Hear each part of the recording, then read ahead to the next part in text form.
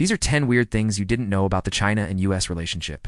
Firstly, these two countries are not just rivals. They are deeply tied together, and that makes the relationship more dangerous than a simple enemy list. Next, the US officially switched recognition from Taiwan to Beijing in 1979. That one decision rewired the entire relationship and turned China into a global diplomatic heavyweight. For decades, China and the US have depended on each other while also distrusting each other, which is why the relationship can look calm one week and explosive the next.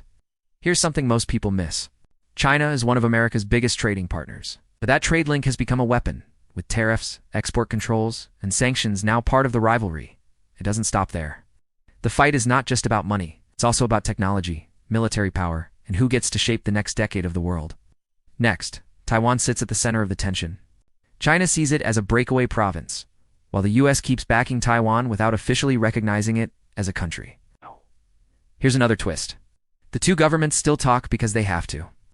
When the world's two largest powers stop communicating, the risk of miscalculation goes way up. And there's the South China Sea.